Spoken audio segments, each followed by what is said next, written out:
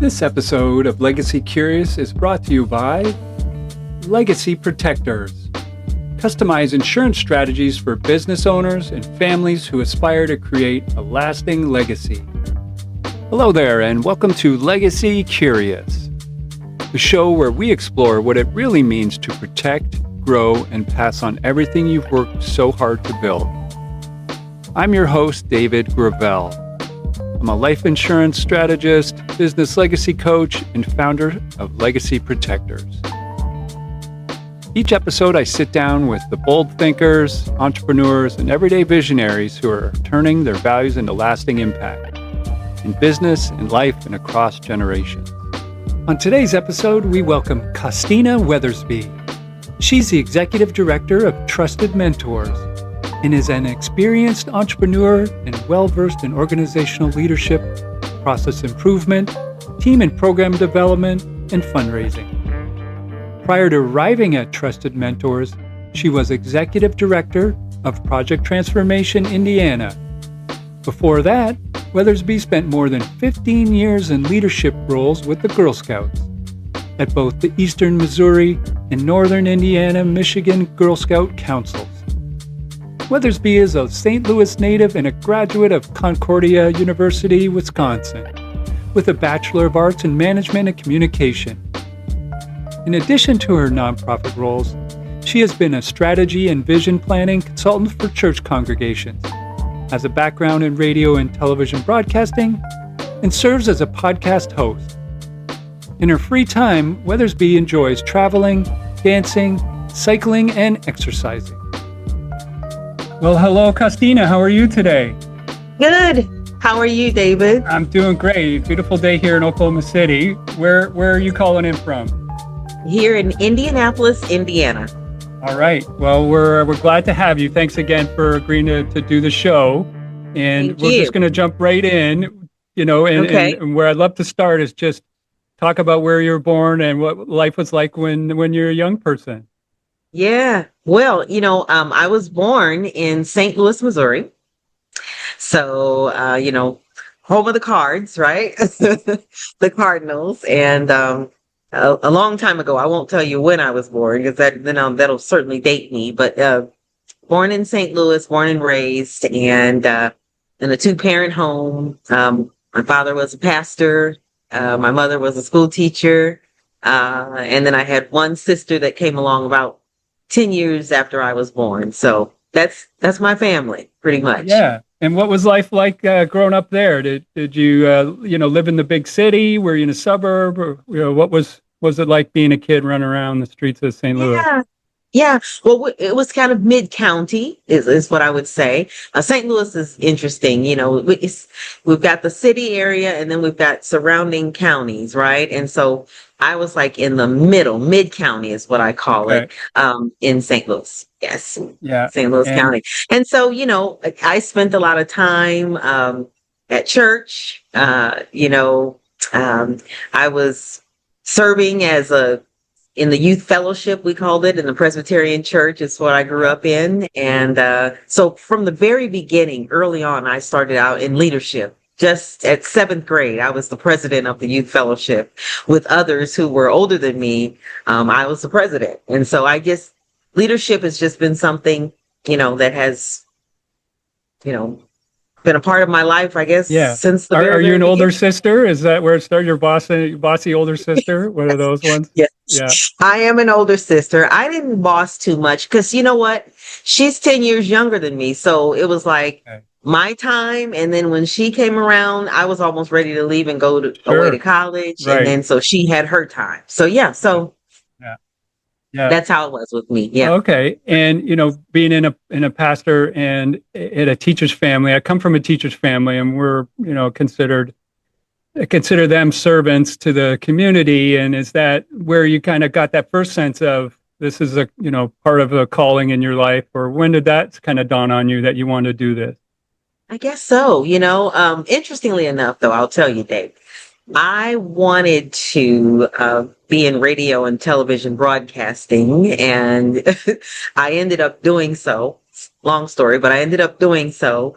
And then I got into nonprofit work and serving. So, yeah, But I've always wanted to, be in broadcasting. As a kid, I would be in the grocery store and meeting people and interviewing them and, finding out about their lives. And my mom would be like, would you come on, Yeah. So that was just part of me. But then, like I said, leadership and serving was also a part of me as well as a very young kid.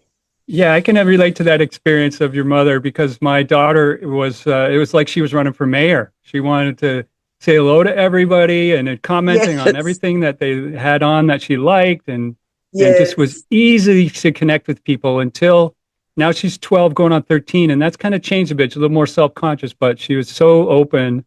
And I just love that about her and trying to Yeah. encourage that again. So I think that's a great quality in someone. And so, you're growing up. Were there other interests you had? Did you follow any music or sports dreams? Were there things that kept you active? Well, I was a cheerleader. I was also a cheerleader in high school. So I went to a school called Parkway Central High School. At that time in St. Louis, there was a desegregation program where African American students were bussed out. It was a long time. I'd have to get up at 6 in the morning and bus out to what's Chesterfield, Missouri, which was maybe 40 to 45 minutes away from home, to go to this school. But I'll tell you, although we weren't welcomed that well in the beginning, it ended up being one of the best opportunities that I can say that I had in my life. I'm very, very glad that I went and had that experience. Yeah, I'm glad to hear that because, that's the platform that I'm hoping, to have here today is where we just see the person and help and support them as best we can as fellow humans. So, okay, so high school, how did you decide what comes next? What were you thinking of as your next step in life after high school? Yeah. Well, during high school, I was very much into speech and debate. And so during the speech and debate, like club and classes and different things that I was doing, one of the instructors said, you ought to think about, mass communications. And I started learning, oh, is that what that is? All I knew is I saw Oprah at the time and I thought, well, I Right. would love to be doing what she does, Sure. and so she kind of explained that to me. And I had a chance to have a scholarship at the University of Missouri Columbia. That's one of the journalism schools, very well known, Mizzou. Had a 2-week sort of session there where I was able to work along with major journalists that were on TV and radio and did newspaper writing. And so I just had that experience of learning from them. And then it was just something that I knew I wanted to do. Yeah. So tell us about some early jobs you had. Did you get any initial success in that field, or what's it like to be a young person trying to break into that industry? Oh my gosh. Yes. So there is a story. So I went away to SIU Edwardsville for college and I was majoring in mass communications. I'm a freshman. I'm so excited because I'm going to do this, right? And I heard that there was a radio station on campus for the college. WSIE. It's a jazz station. It's still around. And I decided I would try to apply and work at the radio station. And I did. I was able to experience, doing a little bit of news, weather. I did a documentary there where I was doing a documentary on Kwanzaa. So it was sort of like an NPR sort of station too, Yeah. really. Yeah. And I enjoyed it. One day though, David, my news director at the time came to me and said, I'm not sure that you're cut out for radio.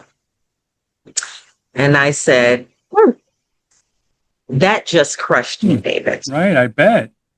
And I immediately, after hearing that from him, I decided, well, I'm just going to change my major to social work or sociology. The minute I did, maybe a month later, I got a phone call from a lady at the radio station in St. Louis, a prime radio station, one of the largest, called me and said, I heard you on WSIE, and we would like to offer you a position to come and do news and traffic and weather in the Wow. morning on our station during the morning show. And I thought, me? Are you kidding? You have a great radio voice. Yeah, your voice is wonderful. Thank you. And so I Yeah. was shocked. She said she wanted me to go. And I thought, oh my God, I am really going to be listened to. You know, I remember hearing people on the radio, and I would be saying to myself, I can do that. I can do that.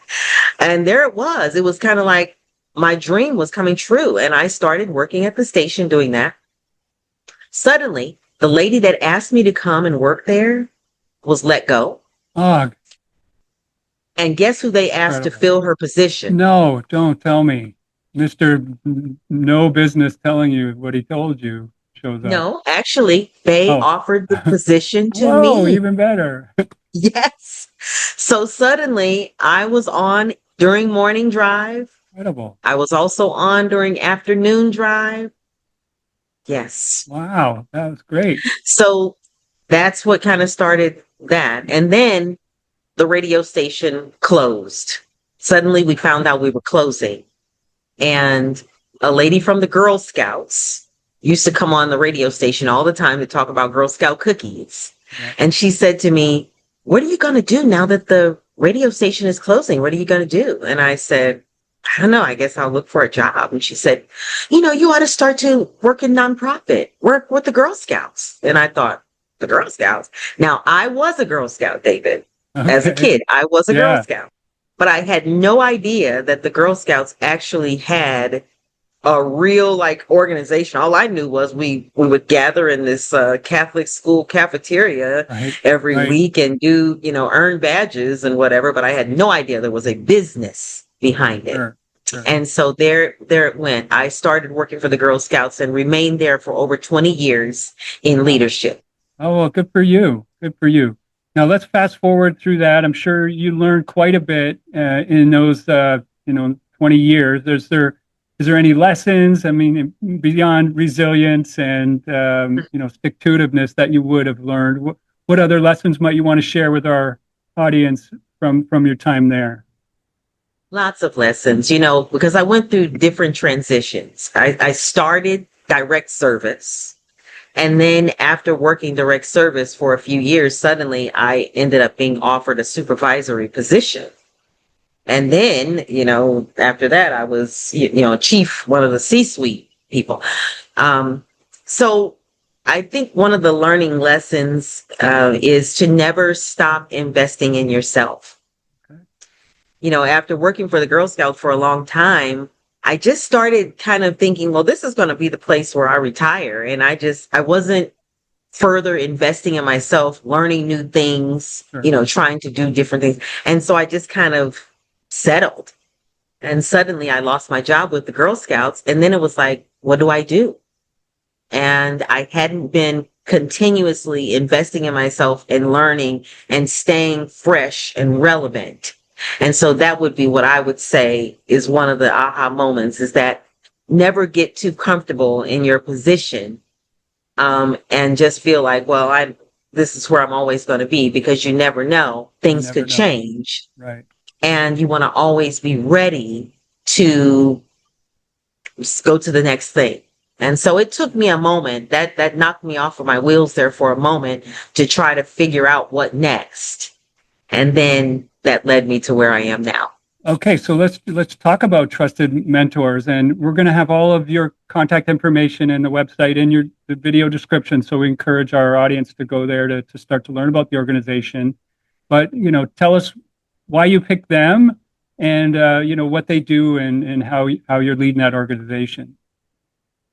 Well, it's interesting, David. I'm not sure that I picked them as much as God put this in my path. I'll say this. Yeah. When I heard of trusted mentors, as many people probably think when they hear it, I thought it was kids. And here I'd worked for the Girl Scouts for 20 years, right? So it makes sense. I'm like, okay, this works. I could do this. But the more and more I started to look and learn, I realized it wasn't to mentor kids.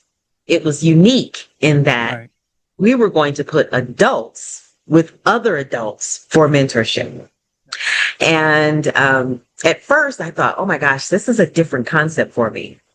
But then God showed me that he'd actually prepared me for this, because one of the populations that we serve at Trusted Mentors is the population of folks who are re-entering society after being incarcerated.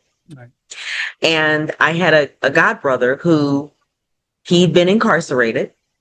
And for a while, I was able to kind of be with him and see how hard it is for him to come out and try and reinvent himself and to like make it. Yep. And it wasn't until a pastor walked alongside of this individual, helping him to, develop and get better. God had shown me, I actually witnessed all of this. So it prepared me, I believe, to be passionate about what I'm doing right now, because I saw how difficult it was for him to actually make it after coming out of prison.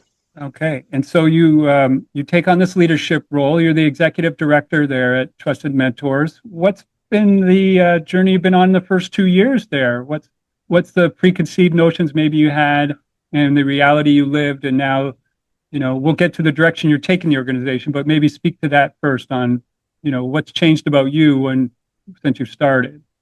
Wow. Well, I came after a founder. I'm not the founder of the organization. Trusted Mentors has been around for over 20 years. And so, as you might imagine, coming after a founder can be very difficult for the executive director, because people get used to being, working with that person and following that person, right? And forever, Trusted Mentors, when people heard the name, they thought of that individual. And now I come along. And so and that maybe individual can't be wrong most times because it's their vision, right? People are more apt to just believe what they say because they've been guiding this for such a long time from inception. Right. Yes, absolutely. So the people who are serving on the board, maybe they were, just so used to this individual and they didn't really ask a whole lot of questions or really, I guess, try to make things different because it was her baby. And so they were more apt to kind of, we better just kind of go with the flow. Sure. And so that is pretty much what I experience, is that I come along and suddenly, folks are going, wait a minute, she wants to do something different? Right. Well, I don't know about that. And so I would say the biggest challenge is resistance to change. Sure. Because after people have gotten used to 20 years with one person, change can be difficult. Right. So that's probably been one of my biggest hurdles in the last 2 years, is trying to make the organization different and better. Someone said just recently, the board that gets you started as an organization is not necessarily the board that will take you to the next level. Sure. So we're going through a transition, and I love the people that are on the board, but sometimes the same people that got the organization started may not be the same people needed in order to allow the organization to move to a different level or see a different vision or get to a different point, because they're so devoted and attached to what used to be. They want to protect all of that, right? And that's natural. And it's up to someone like yourself to, again, earn their trust enough to help them plot that new course, find that courage between the both of you to take those different steps to try and expand potentially your outreach, maybe, again, find new areas to serve. Does all that sound fair to say? Yeah.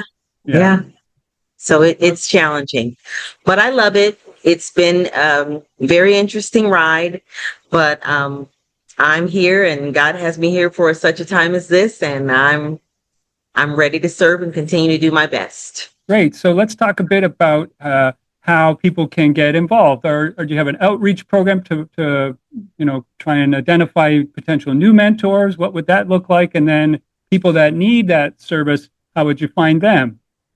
Okay, so I'll start with mentors first, how we find mentors. We go out and we, we speak to people, quite frankly. We go to churches, we go to events, tabling events where folks are just kind of walking, learning about different things, maybe community events, people are out, and we just talk to them about if they've heard of trusted mentors and the fact that we're slightly different from like a big brothers, big sisters, in that we do adult mentorship. And people are always like, wait a minute, adults? It's different, right? And so, so we just kind of talk to them about it, let them know about the populations of people that we're serving, trying to help them remain out of prison, and others to help them stay housed is basically who we serve. And we really try to reiterate how important it is to have someone be willing to walk alongside of these individuals and just give them time so that they can do better and succeed. That's what this organization is all about. Yeah, that support is critical to their success. None of us does what we do alone, and to ask that of people that are reintegrating in society is just unfair. So talk about the area you serve, Costeena, and what is your reach? Maybe, help us understand where it is we can support you. Yes. So we're in Marion County is our predominant area here in Indianapolis. That's Marion County. And so a lot of our mentors come from the surrounding counties, but the core in Marion County is where those who are reentering after incarceration are. Those who are 18 years old, they're aging out of foster care and they suddenly have to be an adult. They don't know how to do it. Or someone who has just fallen upon bad times and they, have become homeless or at risk of homelessness. These are the individuals in Marion County that we're asking folks in the surrounding areas and in Marion County to serve, to walk alongside of them, to help them in their journey, to help them stabilize their life and so that they can succeed.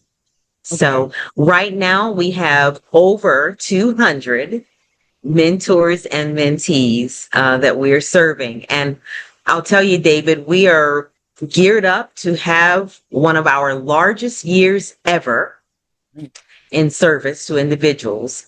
Our numbers right now and where we're headed are numbers that we haven't had since 2018. So pre-pandemic. And so we're really, really excited about the reach and how we're doing right now. Great. Do you have any upcoming events you want to talk about, or, what does your outreach look like? Do you host events? Are you, how do you attract new people? Thank you. So we're always having events, David. Number one, we have events for our mentors because we use those events as ways to educate and support our mentors.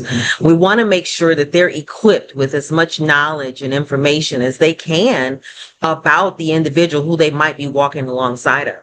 Because remember, David, these are just ordinary people like you and I that we ask to be mentors. Sure. And it could be somebody who's retired or someone who, used to be a school teacher.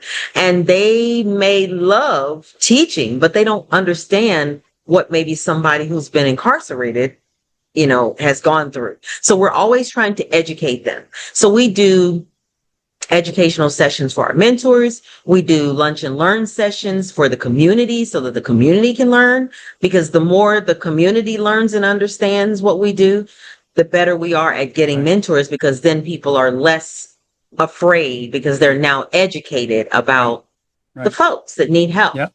And we're always doing, recognition events to recognize our mentors, to recognize the mentees, and to say, great job. You've gotten a job now. That's wonderful. Oh, you just got your first house. Oh my God, that is great. Let's all give them a round of applause. Oh, you just started college, or you are now certified in construction. I mean, we're just always congratulating the mentees and being happy for them as well. Awesome. So those are the kinds of events and things that we do here at Trusted Mentors. All right. Well, let's talk a bit about your funding. Where can people, make donations, and how do you get your funding? Is it community? Is it, supported by state and local and federal dollars? Thank you. Thank you. Well, yes, a lot of ours, as many organizations are, about 80% is from foundations and grants. And fortunately, David, people are learning about us all over. We have churches and folks who are reaching out to us in some of the neighboring cities. Ohio, for instance, just called us and said, we've heard about you and we want to help you. You know, we would like Right. you to, fill out for this grant. This would be a second time of us getting this grant. So many of, a lot of our funding comes from foundations. But of course, we are trying to grow our individual giving. We'd love to be able to, have our program resonate with someone in other cities. In fact, we do have some individuals that give to us that don't live here in Indianapolis, but they are very passionate and very happy about what it is that we do. They're seeing the difference that we're making, and so they want to sow a seed. And so we're very, very pleased at that. We have churches that also give to us continuously. Some churches ask us to come and speak to their congregations, and they may do a mission offering and all of that. So, that's basically kind of how we get our funding. All of the above, And then. Yeah, that's yeah, what I'm yeah. hearing. Yeah. And that now more than ever, with our current administration and some of the changes that are going on with executive orders and different things, our population are very vulnerable right now, and nonprofits are very vulnerable right now. Right. So this time more than ever, we need people's support in order to continue to do the work that we do. We know that it's making a difference, but we need individuals and organizations and companies to walk alongside of us and help us in this work.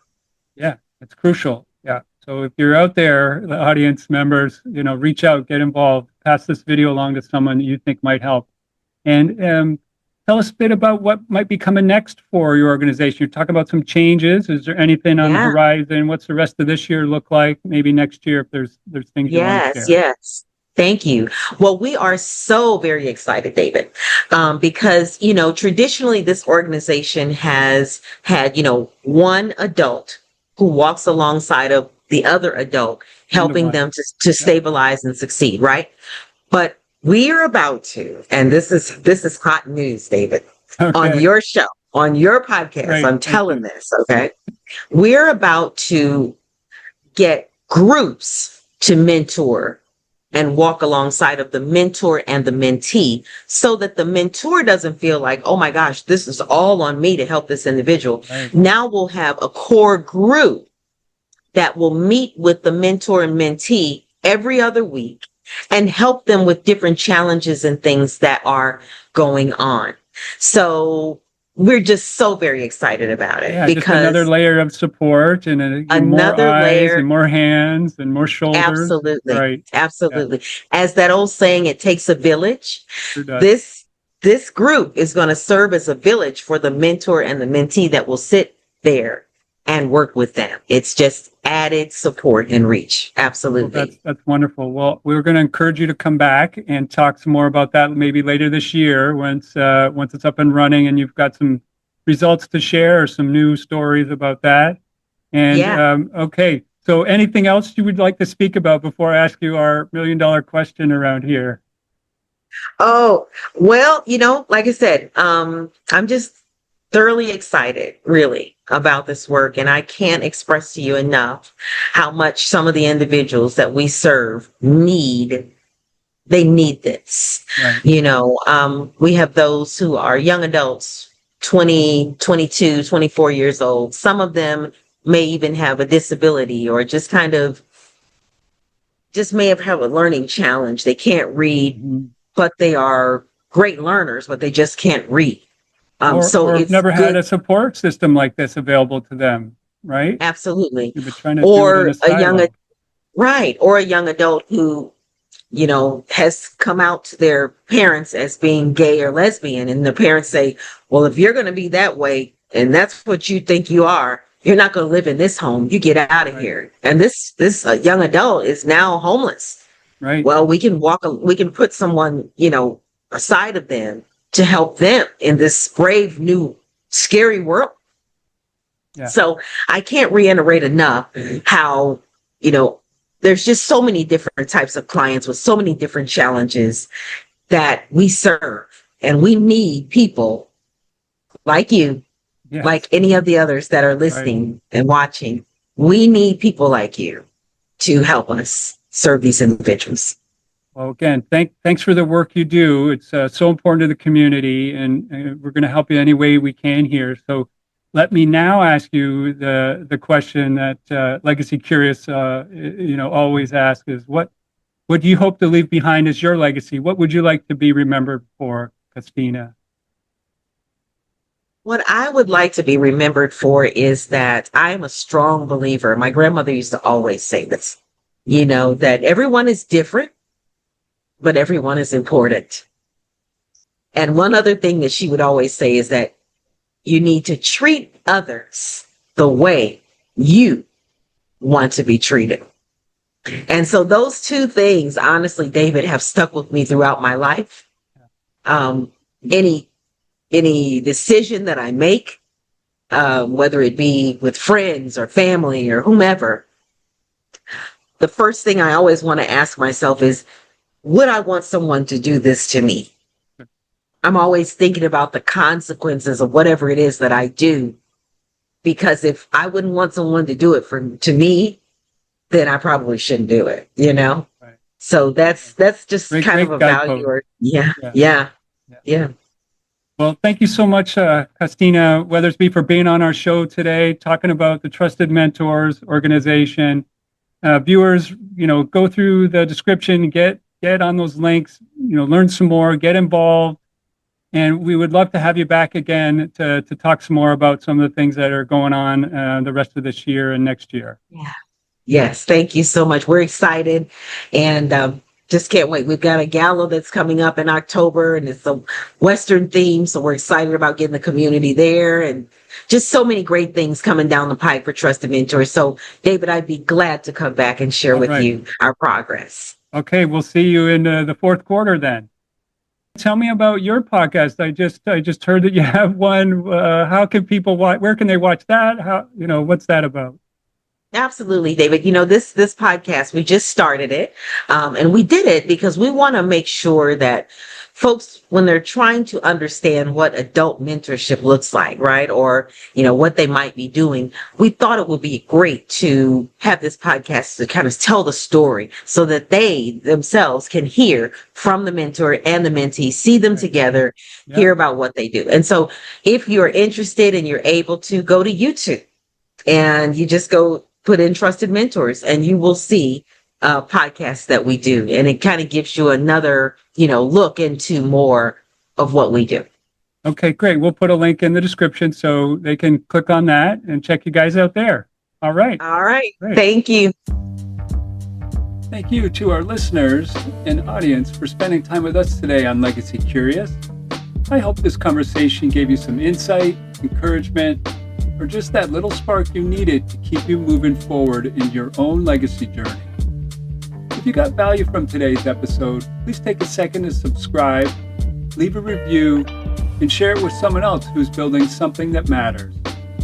And if you're ready to take that next step, protecting your business, planning for retirement, or passing on your legacy with purpose, head to legacyprotectors.life to schedule a conversation. Until next time, I'm your host, David Gravelle, reminding you to stay curious, stay committed, and keep building something worth passing on.